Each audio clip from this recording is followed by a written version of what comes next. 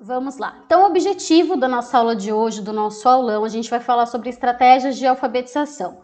Nós vamos mostrar para você hoje, você vai aprender as estratégias pedagógicas que vão destravar de uma vez por todas o processo de alfabetização dos seus alunos, com uma abordagem lúdica, fácil e rápida de ser aplicada. Tá bom? A gente vai desvendar algumas estratégias que a gente utiliza em sala de aula que dá muito resultado, tá bom? E a gente quer compartilhar isso com vocês também. Então, o que eu preciso saber e fazer para alfabetizar de uma forma eficaz? A gente precisa pensar nisso, né? Eu preciso alfabetizar o meu aluno, eu não sei por onde começar. O que eu preciso saber, né? A gente sempre tem que pensar que para iniciar qualquer processo, seja de alfabetização, qualquer coisa que a gente vai ensinar ou aprender, a gente precisa do quê? De um diagnóstico. Eu preciso saber da situação como ela está. Mas um grande erro que muitas pessoas ainda cometem, muitos professores ainda cometem, é fazer esse diagnóstico pensando que o meu aluno não sabe. O meu aluno não sabe isso, não sabe aquilo, não sabe contar, não sabe escrever, não sabe as letras, não sabe. Para com isso, a gente tem que mudar a pergunta. Eu tenho que partir, sempre que eu vou fazer o meu planejamento, seja em alfabetização ou qualquer outro conteúdo, é falar em o que o meu aluno já sabe. Então, eu vou ter um diagnóstico do que ele sabe e a partir do que ele já sabe, nós vamos prosseguir ali com o planejamento. Só que para que eu possa fazer esse diagnóstico, eu preciso fazer uma sondagem da escrita assertiva. Eu fiz uma pesquisa, né, via Google Forms, alguns de vocês responderam, e eu fiquei surpresa, porque alguns disseram que nunca ouviram falar, ou não trabalham, não conhecem, a Emília Ferreiro e a Ana Teberoski. Quem são essas duas mulheres, né? Elas são psicolinguistas que estudaram, através do Piaget, de pesquisas com crianças, como que a criança aprende, que é a psicogênese da língua escrita. E hoje, no Brasil, nós aqui temos que fazer a sondagem baseada nessa teoria da psicogênese da língua escrita. Porque elas definem nessa obra os níveis, os 5 níveis de escrita, as 5 hipóteses, que é a pré-silábica, silábica com e sem valor, silábica alfabética e alfabética, certo? Responde aqui no chat, quem aqui, se você faz sondagem nesse molde de olhar para o aluno e fazer uma sondagem da escrita para saber a hipótese da escrita que ele está, se você conhece como fazer isso, coloca eu, para eu saber se você já faz essa sondagem de acordo com a Emília Ferreira e a Ana Teberoski, para eu saber. Porque na pesquisa que eu fiz, algumas pessoas disseram que não sabem nem por onde começar, que não conhecem, né? Então, tem gente que está falando que sim, que faz. Muito bem. E só que ainda muitas pessoas têm dúvidas do que é isso. Nossa, o que é aluno pré-silábico, né? Principalmente hoje em dia que os professores do ensino fundamental 2 foram surpreendidos com alunos de 6º ao 9º ano que talvez não saibam ainda, né? Não são alfabéticos. E aí ficou, meu Deus do céu. E aí quando você vai conversar com o professor, porque tudo bem dele não saber, porque ele não é especialista, né? O professor de língua portuguesa, de outras disciplinas, professor de história, e aí a gente pergunta, que hipótese ele está? Ele é pré-silábico? Porque quando eles nos procuram, às vezes eles já falam, né? Gente, meu aluno não é alfabetizado, não sei por onde começar. E aí a gente fala, peraí, aí quando nós vamos ler uma avaliação, uma redação, a gente percebe que não, que o aluno não é alfabético. Ele às vezes tem algum problema de segmentação, às vezes ele ele ainda está silábico alfabético, onde ele ainda omite às vezes alguma letra. E aí a gente consegue até ajudar esse professor, né, que é o que a gente vai fazer aqui também, se você é um professor que não conhece as hipóteses. A gente não vai conseguir na aula de hoje aqui explicar todas com detalhe, porque o nosso foco é a prática. Só que para a gente chegar na prática, eu preciso dar esse resumo aqui para vocês sobre a base, né? Então eu tenho que fazer uma sondagem assertiva. Se você ainda não conhece a Emília Ferreira e a Ana Teberoski, eu trouxe aqui 4 exemplos para vocês verem. O que acontece? Aqui, deixa eu só arrumar a minha coisa aqui, que também tá ruim minha qualidade de vídeo. Só um minutinho, gente. Foi. Então, o que acontece? O aluno pré-silábico. O que é o aluno pré-silábico? Tem o primeiro exemplo aqui em cima.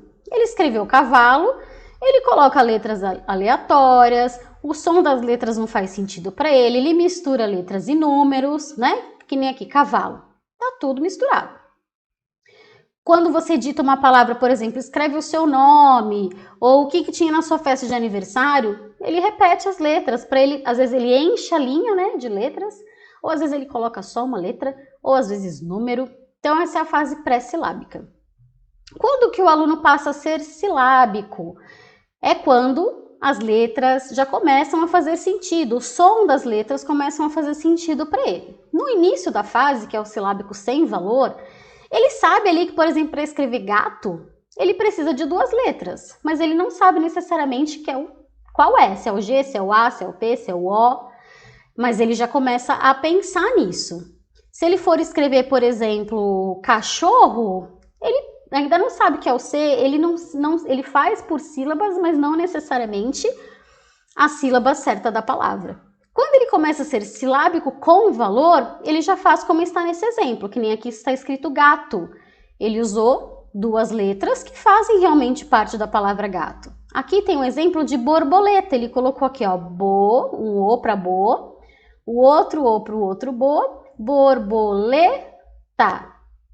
E aí ele já consegue começar, a gente já consegue olhar essa sondagem e perceber que ele já faz essa associação do som para a sílaba.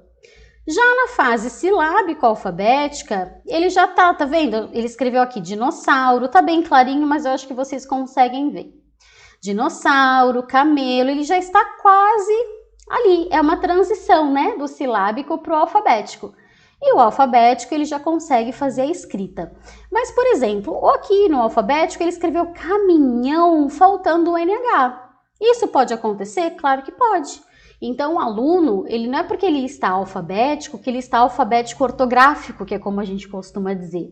Então, quando está lá no 6º ano, o professor encontra um aluno que a gente costuma dizer de alfabético inicial, ele fala, meu Deus do céu, meu aluno não sabe nada. Então, por isso que essa sondagem, ela precisa acontecer sempre dessa base. O que meu aluno já sabe? E aí eu vou partir para o próximo ponto, que é o planejamento. E aí eu pergunto para vocês, de quanto em quanto tempo eu preciso fazer uma sondagem? Né? Algumas pessoas falam, eu faço a sondagem só no início do ano. Outras responderam que fazem a cada semestre, início do ano, meio do ano, final do ano. Né? Mas o que eu quero deixar claro aqui para vocês? Que a gente precisa fazer essa sondagem de forma periódica. Por quê? Porque ela é o instrumento para o seu planejamento. Fornece informações preciosas para o seu planejamento, porque as crianças, elas oscilam, elas mudam, elas trocam de níveis, de hipóteses a todo tempo.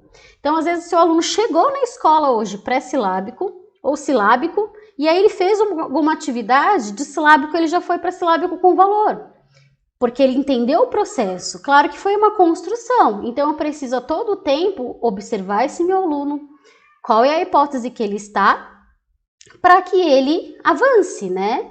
Então, por exemplo, a gente não consegue fazer o nosso planejamento sem ter essa informação, tá bom? Mas por que eu preciso de tudo isso? Porque eu preciso, na minha sala, para eu ter uma situação de aprendizagem favorável, de forma lúdica, que o aluno possa aprender envolvido com o grupo, porque não adianta eu pegar uma atividade, pegar o meu aluno pré-silábico, pôr ele num cantinho, dar uma folhinha para ele lá, enquanto o resto da sala está fazendo outra coisa, né? Por quê? Porque ele quer saber o que está acontecendo na sala, ele fica com a cabecinha esticada ali, de o que está acontecendo, por que eu não estou fazendo a mesma atividade com os outros, né? E aí o que acontece? A gente precisa aproveitar dessa sondagem para a gente fazer as duplas produtivas, o agrupamento produtivo. Por que esse agrupamento produtivo ele é tão importante? Né? Porque ele tem, qual é o benefício dele? Porque além dos benefícios que ele já tem para o aluno, ele também facilita o seu planejamento. Por quê? Quando eu faço as duplas produtivas ou os agrupamentos produtivos, eu não preciso criar atividades variadas para todo mundo, né? Só que isso não quer dizer que que é necessário elaborar diversas atividades para atender a diversidade da sala, né? Foi o que eu falei, pelo contrário. O que a gente quer ensinar para vocês hoje aqui São estratégias diferentes que vão envolver seus alunos, que vai desafiar os seus alunos para fazer uma variação. Chega, né, gente, de passar horas e horas do dia elaborando um monte de atividade diversificada para cada aluno. Porque o que você vai aprender hoje é realmente otimizar o seu tempo de trabalho e alfabetizar os seus alunos com uma abordagem lúdica, fácil e rápida de ser aplicada. E onde entram as duplas produtivas e o agrupamento produtivo nisso tudo? Porque se eu sei qual é a hipótese da escrita do meu aluno, eu faço agrupamentos. O pré-silábico, eu não vou colocar junto com o pré-silábico, mas também não vou colocar um pré-silábico com um alfabético. Eu vou colocar o pré-silábico com o silábico com valor com o silábico alfabético. E eles vão se ajudar? Sim, através das atividades. E a gente vai mostrar isso para vocês na prática, porque eu tenho certeza que a pergunta que não quer calar é: mas Paula, você está falando tudo isso, mas a minha pergunta é: como elaborar atividades que levem em conta os diferentes momentos de aprendizagem de cada aluno, principalmente no processo de alfabetização? E é exatamente isso que nós vamos mostrar para vocês a partir de agora na prática, tá bom? Quem vai seguir daqui para frente é a professora Juliana. A gente vai partir agora para uma fase mais prática, mais mão na massa. E lembre-se de sempre colocar aí a hashtag faz sentido para eu saber se você está entendendo, curtindo e realmente engajando com o nosso conteúdo aqui. Combinado? Lembrando que a gente tem um desafio desse aulão. Se você cumprir o desafio que eu vou dar no final do aulão, a gente vai deixar ele gravado para que você tenha acesso por um pouquinho mais de tempo. Certo?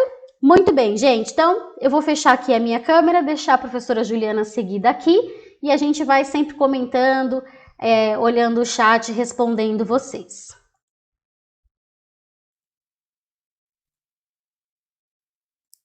Bom, vamos lá. Como toda professora, eu falo bastante, então se eu estiver muito acelerada ou se ficar alguma dúvida, coloquem no chat, a gente retoma. E tudo isso que a Paula falou, para mim, faz muito sentido, né? Lógico que a gente vai aperfeiçoar na prática, que nesses 18 anos de educação, de magistério, lá no início eu ainda não fazia tudo isso, e aí com o estudo, com as formações, com a vivência em sala de aula, a gente vai aperfeiçoando. Eu costumo dizer que nada é proibido, né? A gente, isso não pode, não adianta ir por esse lado. O que a gente tem que pensar, o que é mais efetivo, o que traz mais resultado, o que faz o meu aluno avançar de uma forma prazerosa.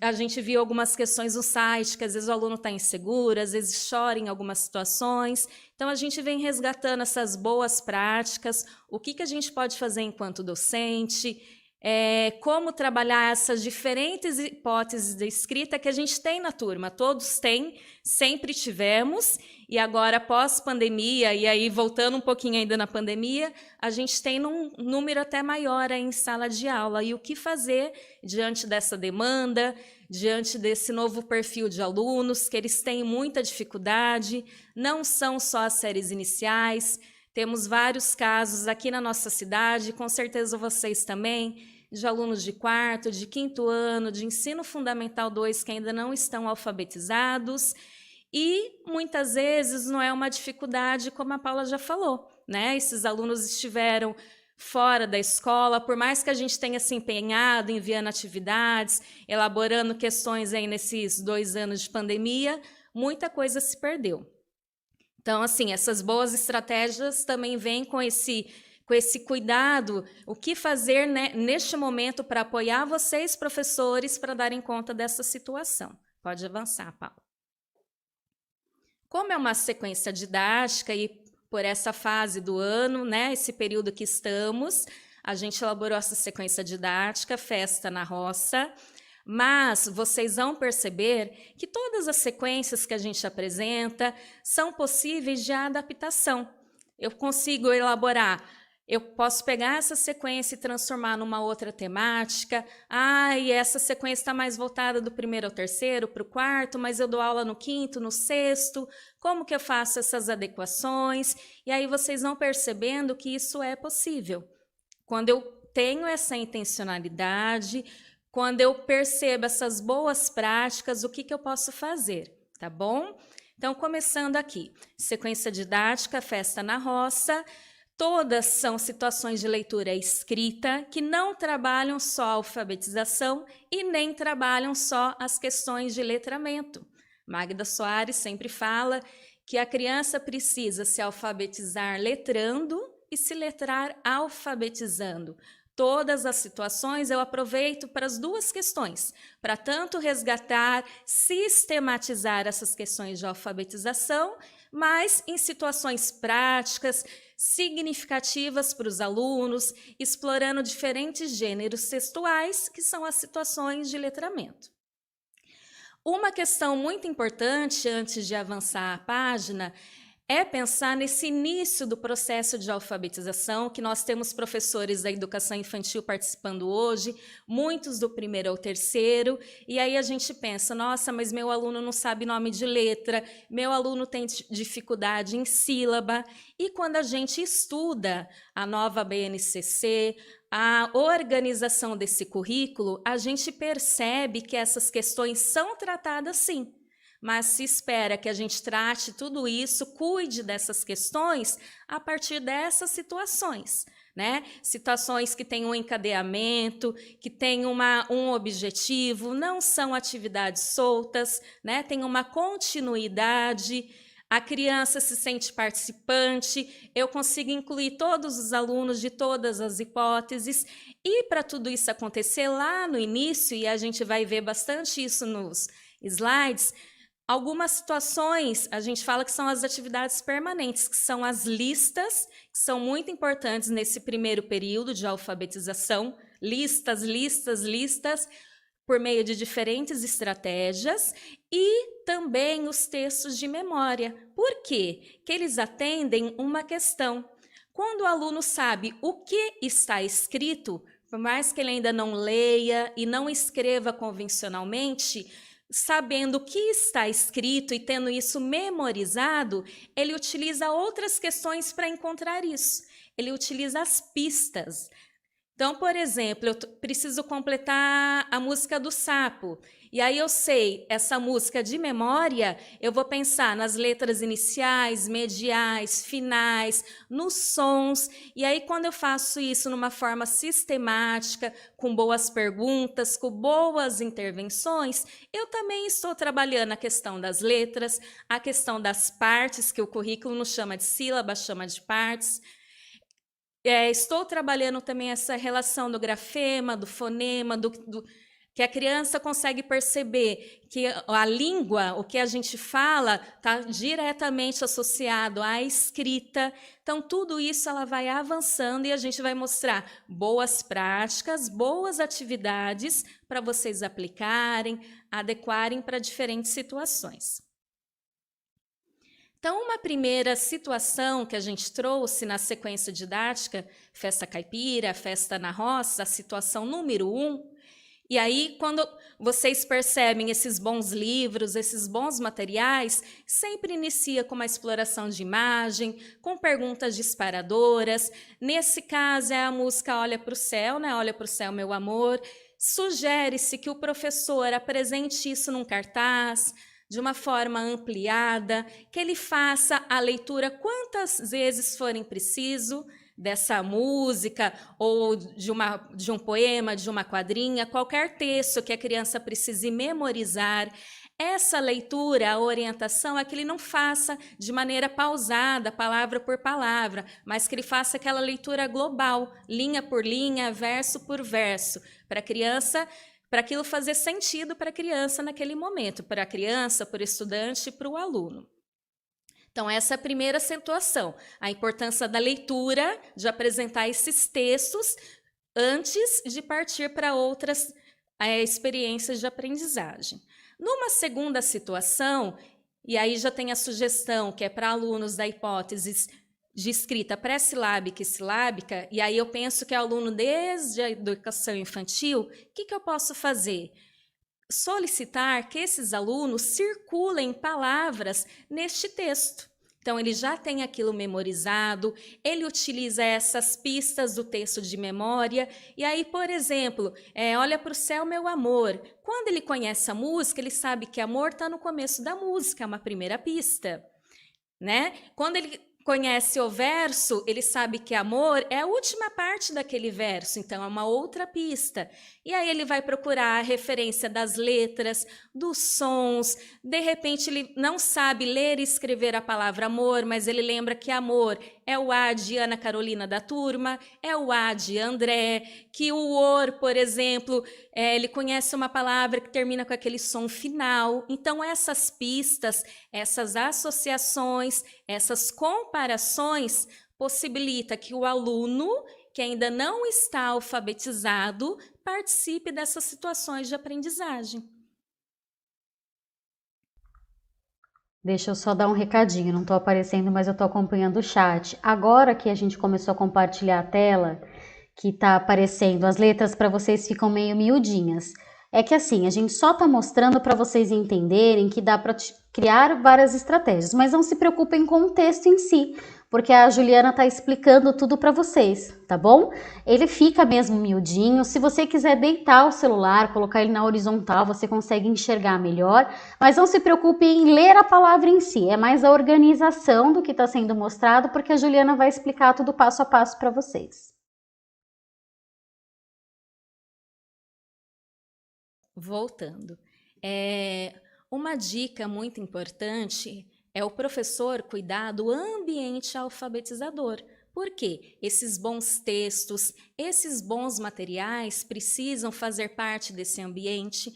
A criança, sempre que tiver alguma dúvida, eu preciso escrever uma nova palavra, eu lembro que aquela palavra está num poema. Ou aquele começa com o mesmo som de um colega de sala, ou termina com o mesmo som de alguma palavra da quadrinha. Então, quando ele tem acesso a esses materiais, possibilita a consulta para que ele consiga fazer essas comparações, associações e desenvolver a atividade. Embaixo, a gente já colocou algumas habilidades do currículo da BNCC, que eu consigo trabalhar nessa única situação, que é relacionar elementos sonoros, sílabas, fonemas, que são os sons, né? As partes da palavra com sua representação escrita. Comparar palavras, identificar semelhanças, o que elas têm de parecido, qual palavra que aquele som, aquela parte, aquela letra tem. Comparar palavras, isso mesmo. Identificando e comparando com sons iniciais, sons mediais, sons sinais. Pode continuar, Paulo. Nessa segunda atividade, nessa segunda sugestão de trabalho, é o texto em lacunas. Isso não é algo novo, mas é algo que a gente trouxe já com as adequações das hipóteses da escrita. Por quê? Não basta eu trazer esse texto em lacunas.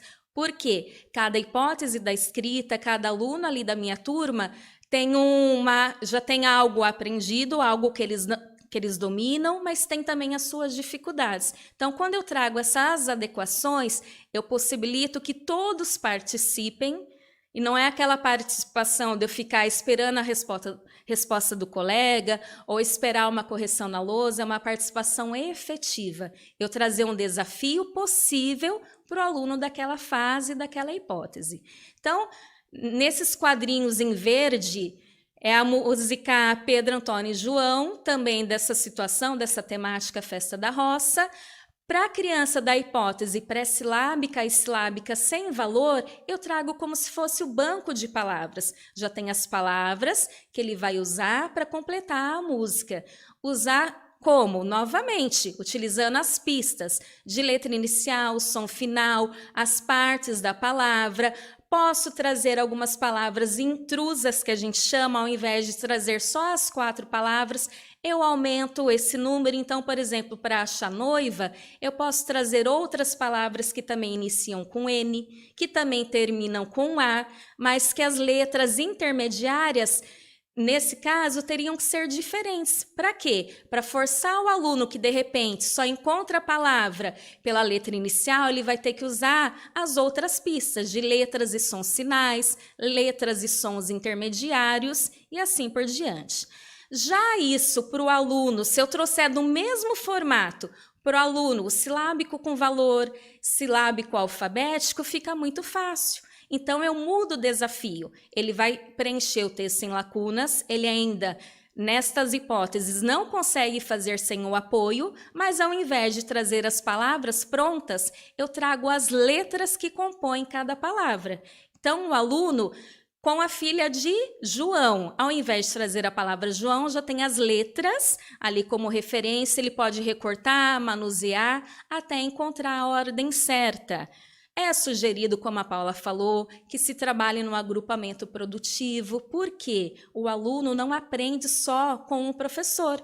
E o professor sozinho, para dar conta de 30, 32 alunos, fazendo todas as intervenções, ninguém dá conta, nem a gente dá. Então, quando o aluno está em dupla, na troca com o outro, ele está aprendendo, ele está avançando, né? Eles ficam comparando o que um acha, o que o outro acha, e nisso, com uma boa intervenção, com as boas perguntas, o professor ali rodando na sala, ele consegue administrar a situação e todos os alunos conseguem fazer, aprender e avançar nesse processo.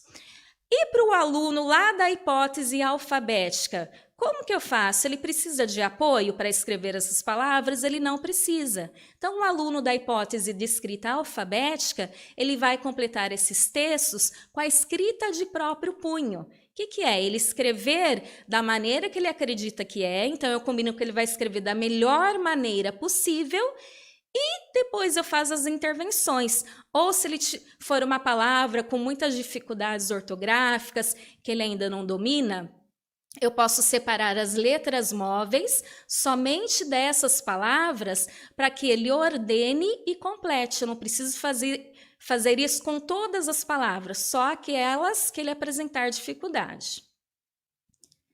Pode avançar. Agora é uma outra situação, que é um quebra-cabeça de quadrinha. A Paula está arrumando. Nesse caso, nós também entendemos, assim como na outra atividade, que é preciso níveis diferentes para desafiar, mas dentro do que aquele aluno daquela hipótese consegue realizar. Então, para o aluno da hipótese pré-silábica e silábica sem valor, o quebra-cabeça é por versos. Então, por exemplo, quando eu era pequenino, de pé no chão, eu cortava papel fino para fazer balão. O professor pode entregar esses versos já recortados só para ele ordenar, ou pode entregar para ele recortar, manusear e chegar na ordem correta. Preciso tomar uma aguinha, só um minutinho.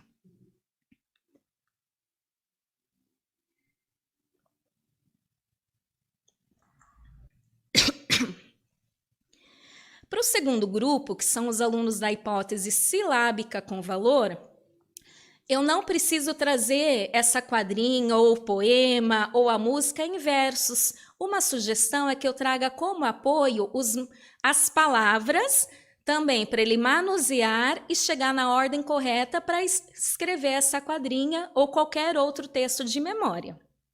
Então, ele vai recortar ou já traz recortado, manusear e ordenar. Para o grupo dos alunos da hipótese silábico-alfabética, o desafio já é num outro nível. Ao invés de trazer as palavras, eu trago as letras, todas as letras que ele precisa para formar cada palavra da quadrinha, para que ele consiga ordenar essas letras, compor essas palavras para depois escrever. E para o último nível, que é da escrita alfabética, pode ser novamente ou a escrita de próprio punho, ou eu posso aumentar o grau de complexidade. Ao invés de trazer as palavras de uma só quadrinha, eu posso trazer palavras de 2 quadrinhas, essas palavras misturadas, para que ele retomando esse texto que já é memorizado, que já é um texto de memória, ele possa separar essas palavras, ordenar, montar os versos para depois fazer o registro, tá bom? Deixa só eu fazer um adendo aqui. Peraí, gente. Muito botão, pronto. Teve alguém que colocou assim no chat. Ah, mas dessa forma eu não estou fazendo um monte de atividade do mesmo jeito? Não, porque o que acontece hoje que a gente ainda vê muito na escola? O professor está trabalhando uma aula de geografia sensacional com a turma. E é aquele aluno que ainda é pré-silábico que ele está pintando um desenho. Então, a proposta da sequência didática e essas intervenções que a gente apresenta aqui é para você perceber que você pode trabalhar a mesma temática com todos.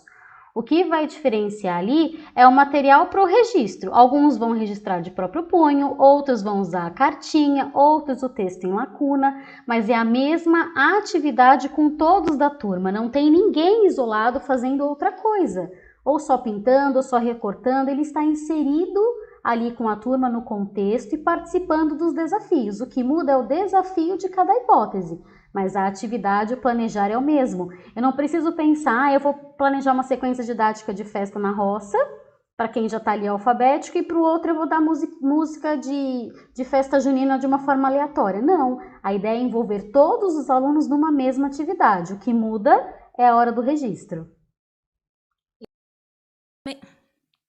Isso mesmo. E também pensando que o bom professor, né, aquele que se organiza, aquele que planeja, eu preparo de repente essas atividades e guardo isso, né? E se eu tenho uma destreza ali no computador, essas atividades depois eu só vou digitando e alterando, né? Eu não preciso fazer isso sempre.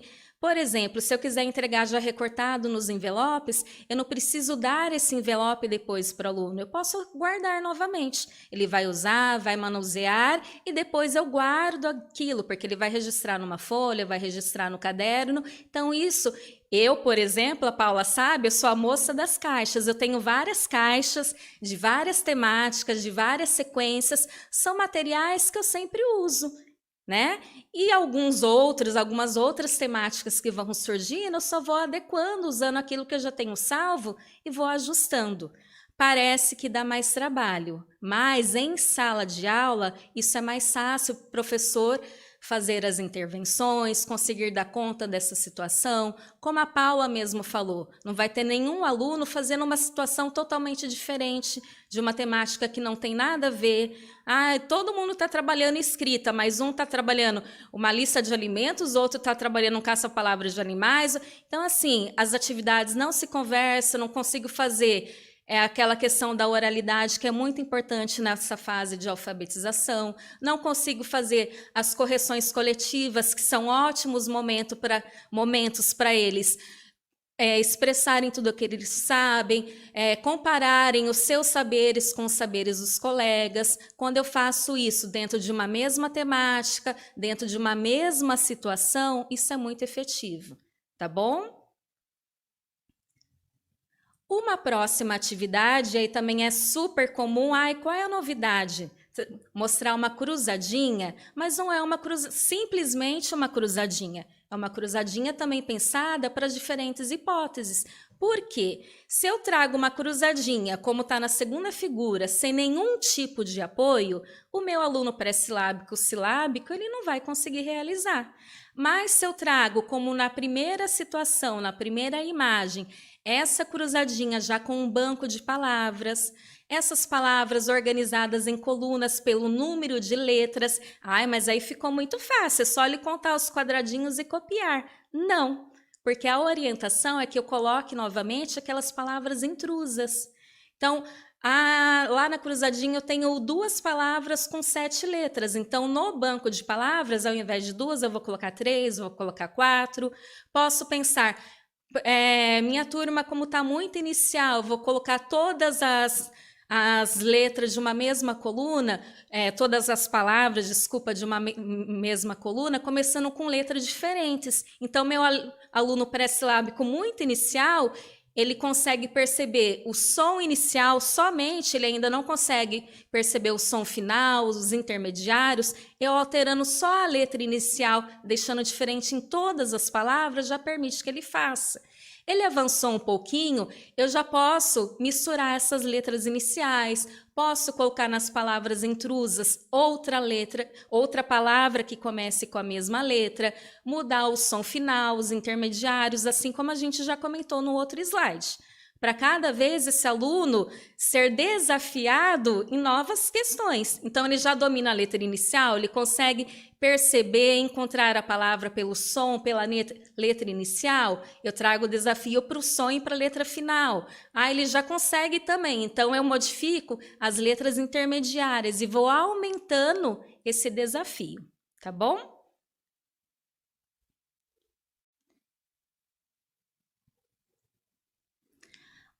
Uma outra situação que a gente trouxe, também dentro dessa temática, é um jogo de memória, e por ser a temática Festa na Roça, é um jogo de memória de bandeirinhas e um jogo de memória de adivinhas. Então, cada bandeirinha, nas bandeirinhas em vermelho estão as adivinhas e em amarelo estão as respostas, para ele poder... Se você já trouxer novamente recortado, para ele poder brincar. E o meu aluno que ainda não lê, o que eu faço? Aí eu penso naquele grupo que um apoia o outro. Coloco um grupo que pelo menos um dos alunos consiga realizar a leitura, para que os outros, pela adivinha, consigam encontrar a resposta. E se eu quiser que, além de encontrar a resposta pela imagem, que esse aluno registre qual é a resposta? Aí eu vou pensar naquelas adequações, vou pensar quais materiais podem apoiar. Então, por exemplo, os alunos da hipótese pré-silábica e silábica sem valor. Para escrever a resposta dessa adivinha, eu posso trazer essas palavrinhas já prontas numa lista, só para ele localizar e escrever. Também com a dica das palavras intrusas. Posso trazer essas palavras no formato do jogo, do mexe-mexe fechado. Trazer as letras dessa palavra, de cada uma das palavras, separadinhas em saquinho, em envelope, para ele ordenar. Meu aluno ainda não consegue ordenar só por letras, ele consegue por sílabas, por partes. Posso trazer isso em sílabas, não precisa ser, eu tenho dificuldade, eu não tenho impressora colorida. Posso trazer essas cartinhas escritas em folha sulfite, recortadas. Posso passar na lousa, desenhar a cartinha, as letras, e os próprios alunos confeccionam essas cartas. O mais importante, do que a beleza é a execução. Eu trazer esses apoios que são necessários para esses alunos que ainda não estão alfabetizados. E os alunos da hipótese silábico-alfabética e alfabética, a maioria deles já não precisa mais de apoio para leitura, então eles podem brincar desse jogo da memória da adivinha sem o apoio de alguém, para realizar essa leitura. E na hora do registro, se ele encontrar dificuldade para registrar, escrever alguma palavra, posso trazer também o apoio das letras móveis, o do mexe-mexe fechado. Só que o importante é, quando eu trago as letras móveis para esses alunos, eu não preciso espalhar todas as letras, aquele mundo de letras na mesa, e o aluno se perde. Às vezes, se ele é distraído, ele fica mais brincando do que fazendo a atividade. Então, a sugestão, sempre que eu usar o alfabeto móvel para essas atividades de alfabetização e letramento, sempre que possível, ou o professor, ou um par tutor, ou eu colocar as letrinhas fora da ordem na lousa e ele separa só aquelas letras móveis para poder ordenar e chegar na escrita dessa palavra. Tá bom? Uma outra situação, eu posso trazer a escrita de listas. Neste caso, são duas listas com a mesma temática, que são os animais da fazenda. Na primeira lista, ele vai localizar as partes que compõem a palavra ovelha, bode, porco, cavalo. Algumas sílabas e partes aí é para forçar realmente o aluno a ler. Então, por exemplo, para escrever porco, eu não trago só o por, eu trago também o bor, para ver se ele já percebe esses sons, para ver se ele consegue, mesmo em sons parecidos, chegar na resposta correta. Então, esse é o tipo de apoio para os alunos ali da hipótese pré-silábica, silábica, sempre que possível, trabalhando nos agrupamentos. e com as boas intervenções do professor. Já nesse formato, com esse apoio já de todas as partes só para ele localizar, para o aluno dar hipótese silábico-alfabética e alfabético, ficaria muito fácil. Ele não precisa desse apoio. Então, eu pego a mesma atividade, e aí eu fiz isso hoje para trazer para vocês, excluí para esse aluno só o banco de partes, de sílabas, deixei só as palavras. E quais são as pistas para esses alunos? Percebam que não é só uma linha para ele registrar a palavra. Eu já trago os quadrinhos na palavra galinha. São 3 quadrinhos, então eu combino por quê? Cada quadrinho representa uma parte daquela palavra. Cada tracinho dentro dos quadrinhos representa uma letra. Então, para o aluno que ainda está lá na hipótese silábico-alfabético, que omite algumas letras na hora do registro, ele vai perceber que sobrou espacinho ali que ele não usou, que ele precisa rever, repensar, reformular para chegar na resposta correta. Então, percebam que fazendo isso, o professor precisa fazer muito menos intervenções do que faria se não tivesse já esse apoio. O próprio aluno percebe e eles ali conversando percebem que tem alguma coisa errada e o que eles precisam fazer para ajustar, para fazer esse ajuste em busca da escrita convencional, da escrita alfabética. Pode passar, Paulo. Outras sugestões de lista. Posso trazer já todas as palavras de uma temática, então lista, tem na festa junina, o que tem? Posso fazer numa aula uma lista coletiva com eles. Tudo que eles acham que tem numa festa junina, numa festa caipira. Uso essas palavras e monto uma lista. Posso colocar também algumas palavras inclusas e trazer essa lista num outro momento para o desafio da leitura, e aí não é mais da escrita. Então, eu vou ditar algumas palavras, uma palavra por vez, lembrá-los das boas pistas, no que eles podem se apoiar para localizar as palavras, até mesmo esses que ainda não leem. Então, eu vou retomar a letra. A gente é repetitivo, é para vocês perceberem também, tá bom? Então, a gente vai lembrá-los de se apoiar nas letras e sons iniciais, finais, intermediais, para eles conseguirem localizar essas palavras. E eles conseguem, viu, gente? Até mesmo aluno pré-silábico e silábico, eles conseguem. Então, por exemplo, ele precisa encontrar a palavra bandeirinhas, mas tem outra palavra que também começa com ba, que é o barraquinhas. Então, eu falo para ele, percebe que, por exemplo, ele pode circular ao invés de bandeirinhas, barraquinhas. Aí eu vou falar, presta atenção, nessa palavrinha bandeirinhas, tem todos os sons que você precisa para registrar essa palavra? O D, qual é a palavra que você conhece que tem esse som? Esse registro está aí? O nhá, é o nhá, o mesmo nhá de galinha. O nhá da galinha está aí? Então, neste momento, eu levo esse aluno a fazer associações, usar aquelas palavras estáveis, aquelas palavras que ele já tem de memória, ou palavras que ele tenha como pista na própria sala, como suporte, como apoio para localizar essas palavras. Numa outra lista, que é essa lista aí do lado, é aquela lista em branco, que os alunos vão ditando para o professor. Mas o que é importante? Às vezes a gente, naquela ansiedade, no tempo corridinho de aula, o aluno ditou a palavra e já corre registro.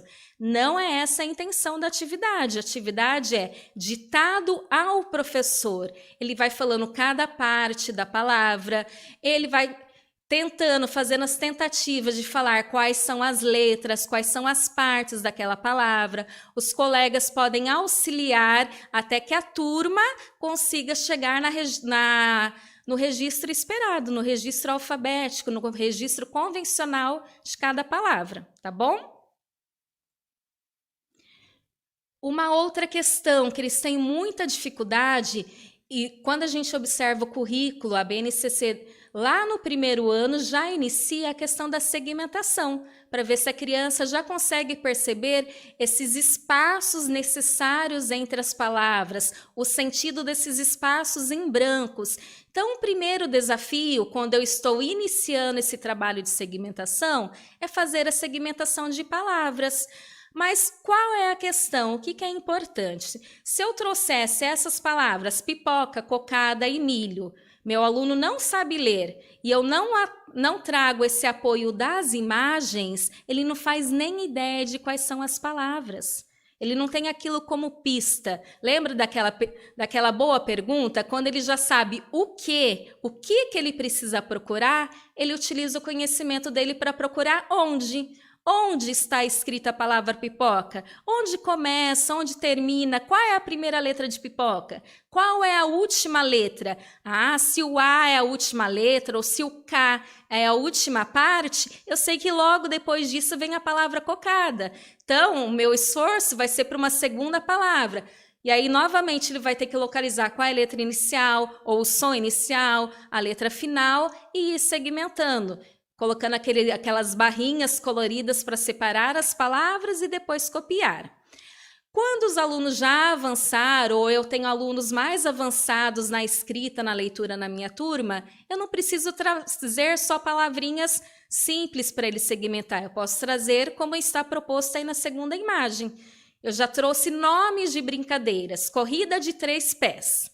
Então, para ele não são coisas diferente da atividade anterior, que eram 3 coisas diferentes para ele encontrar, é uma mesma coisa, é um nome de brincadeira, mas ele vai ter que perceber as diferentes palavras que compõem aquele nome. Então, ele vai ter que encontrar a palavrinha corrida, colocar o tracinho, de, 3 e pés. Já trago como pista quantas palavras tem, então ele já sabe ali que são 4 palavras que ele precisa encontrar, separar, segmentar, e já trago os tracinhos, as lacunas embaixo para ele registrar essas palavras.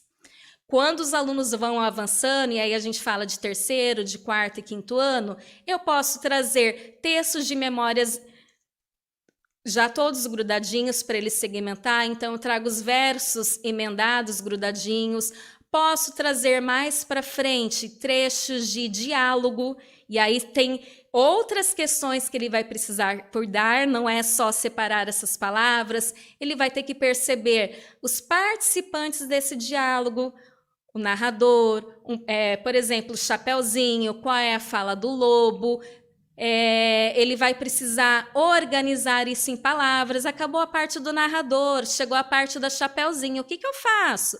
Continuo na mesma linha? Não continuo? Que ponto que eu preciso para introduzir a fala de um personagem? Que ponto que eu preciso quando o narrador vai indicar que alguém vai falar num próximo parágrafo? Então, eu vou trabalhando essas outras questões. Trabalho também a segmentação, mas de uma maneira mais complexa, com novos desafios para esses alunos mais avançados.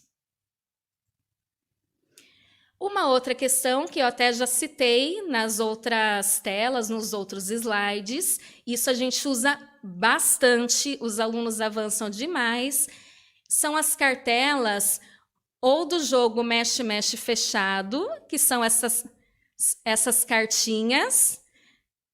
Do ladinho, Paula. Isso, jogo mexe-mexe fechado. Eu trago ele no formato de jogo mesmo. É que aí eu só fiz a tesourinha da página inteira, mas a proposta é que essas cartinhas estejam cortadas, separadas por palavra. Então, por exemplo, para escrever bandeirinhas, eu já trago todas as cartinhas com as letras daquela palavra para o aluno ordenar. Se eu não quero fazer o jogo, eu quero fazer isso em formato de lista, eu trago a mesma questão.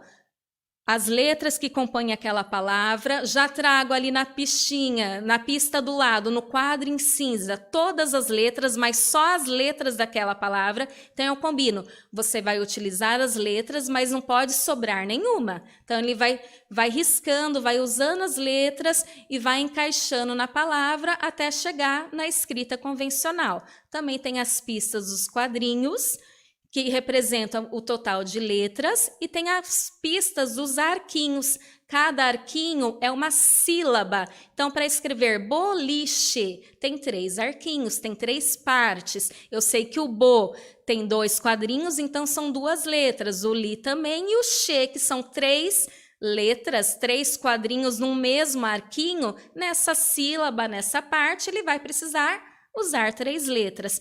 Essas pistas eles vão se apropriando e eles vão fazendo automaticamente. A gente testou isso com a Alice, a filha da Paula, de 5 anos. Rapidinho ela entendeu como funcionava e ela mesmo, sempre que ela tinha dificuldade na escrita de alguma palavra, ela olhava para o lado e ia procurando essas pistas, as letras, ia dando risada. Algumas palavras, por exemplo, da palavra boca, que ela teve dificuldade, a gente fez associação. Alice, tem um aluno da tua sala que tem esse som no nome, tem esse K de boca. Na hora, ela lembrou qual era o aluno, a gente tinha pronta a lista dos alunos da turma, ela pôde fazer a consulta, localizar o nome daquele aluno, localizar a parte K, o som K, no nome Carson, e usou esse K para completar a boca. Então, tudo isso vai servindo de apoio, vai servindo de pistas para essas crianças que precisam ler e escrever, participar dessas situações importantes nesta fase, mas que ainda não fazem sem todo esse apoio. E do lado a gente trouxe também, Juliana, Paula, eu não tenho condições de fazer o jogo. O que eu posso fazer? A mesma estratégia que a gente já falou. Ele está escrevendo uma palavra, ele apresentou dificuldade, é a mesma ideia do mexe-mexe fechado. Eu separo somente as letras que formam aquela palavra para que ele consiga manusear e trocando a ordem até chegar na escrita correta. E sempre que o aluno tiver dificuldade, é importante ter um tutor, uma pessoa ali fazendo aquelas boas perguntas. E olha, os colegas funcionam super bem nessa função. Aqueles alunos mais sabidos, eles vão percebendo como você faz. A gente vai combinando, não vale dar resposta, só vale fazer boas perguntas. Então, esses alunos vão ajudando. Olha, que nome aqui da sala que tem um Rá? Aí a criança que está ali fazendo Rá de Rafael. Então, como que é o Rá de Rafael? Essas boas perguntas que o adulto faria, quando eu trabalho isso com os alunos da turma, eles conseguem ser o apoio. E quando eu ensino, eu estou ensinando, ajudando alguém, eu também estou aprendendo nesse processo. A gente sabe que todo mundo sai ganhando, tá bom?